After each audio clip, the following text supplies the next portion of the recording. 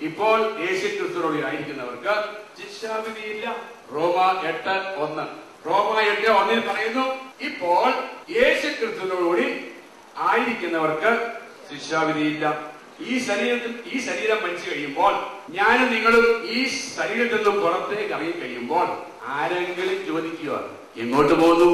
എന്റെ പിതാവിന്റെ അടുക്കിലേക്ക് പോകുന്നു. അല്ലാതെ എങ്ങോട്ട് പോകാന്? എന്റെ സ്വർഗീയ പിതാവിന്റെ അടുക്കിലേക്ക് പോകുന്നു.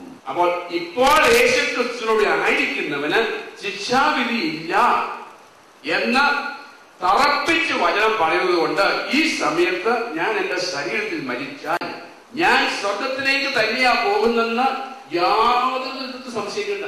ഇന്ന് രക്ഷയുടെ ദിവസമാണ്. ഞാൻ ഈ ശരീരത്തിൽ ജീവിച്ചിരിക്കുമ്പോൾ ദൈവം എനിക്ക് തരുന്ന ഓരോ നിമിഷങ്ങളാണ് ഞാൻ തള്ളി മാറ്റിക്കൊണ്ടിരിക്കുന്നത്.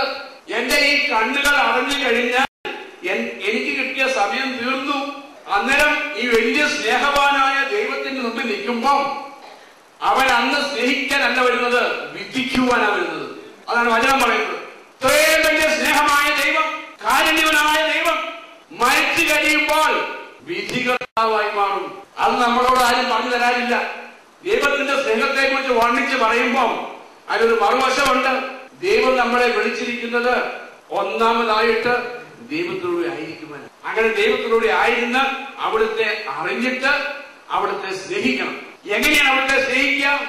യേശു പറയുന്നു, എന്റെ വചനം അനുസരിച്ച് ജീവിക്കുന്നവർ എന്നെ സ്നേഹിക്കും. അങ്ങനെ സ്നേഹിക്കുമ്പോൾ ആ സ്നേഹം നമ്മളിൽ സ്വാഭാവികമായിട്ട് ഒരു മാറ്റം വരുത്തും. എന്ത് മാറ്റമാണ്? ഞാൻ സ്നേഹിക്കുന്ന യേശുവിന് വേണ്ടി ഞാൻ ജീവിക്കുക.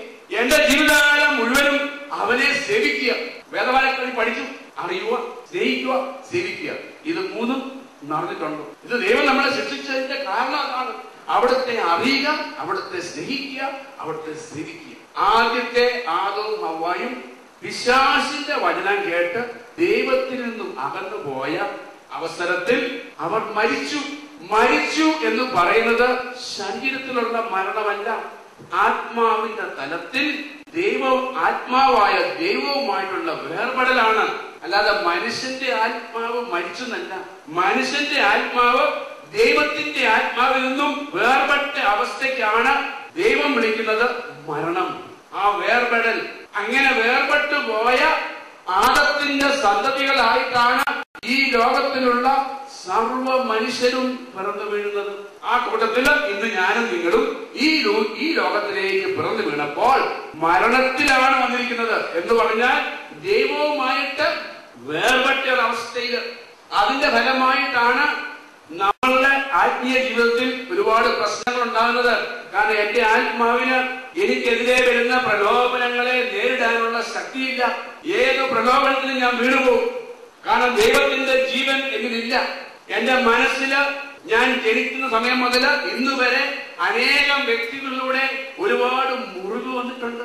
എന്റെ മനസ്സില് തിരസ്കരണങ്ങളും പരാതികളും സങ്കടങ്ങളും ആകുലതകളും ഭയങ്ങളും അവകാശബോധവും അങ്ങനെ അനേകം വിധത്തിൽ എന്റെ മനസ്സ് മുറിവേറ്റിരിക്കുക.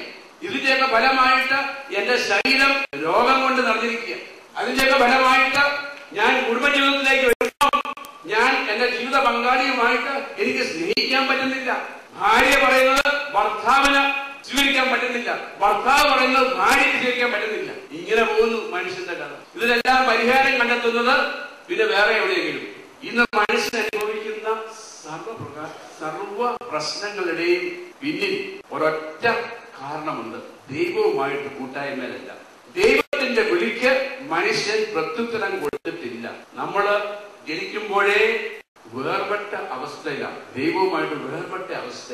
ഈ അവസ്ഥയിൽ നിന്നും നമ്മളെ തിരിച്ച് ദൈവത്തിലേക്ക് കൊണ്ടുവരാനായിട്ട് മനുഷ്യന്റെ യാതൊരു മാർഗങ്ങൾക്കും സാധ്യമല്ല.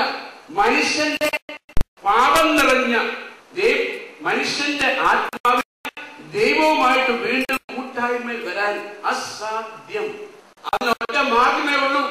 എന്റെയും നിങ്ങളുടെയും ശിക്ഷ മറ്റൊരാൾ വന്ന് ഏറ്റെടുത്തിട്ട് നമ്മളെ നിന്നും സ്വതന്ത്രരാക്കുക. അങ്ങനെ സംഭവിക്കണമെങ്കിൽ പാപമില്ലാത്ത ഒരു മനുഷ്യൻ വരണം. അതിനു വേണ്ടിയാണ് ദൈവം മനുഷ്യനായി അവതരിച്ചത്.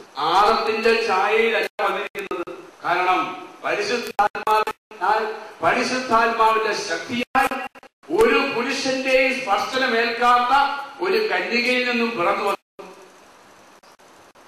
യേശുവിന് പാപമില്ലാത്ത ദൈവത്തിന്റെ കുഞ്ഞാടായ യേശു ക്രിസ്തു എനിക്കും നിങ്ങൾക്കും പകരക്കാരനായിട്ട് എല്ലാവരുടെയും പാപങ്ങൾ ഏറ്റെടുത്ത് നമുക്ക് വേണ്ടി പാപമായി മാറി.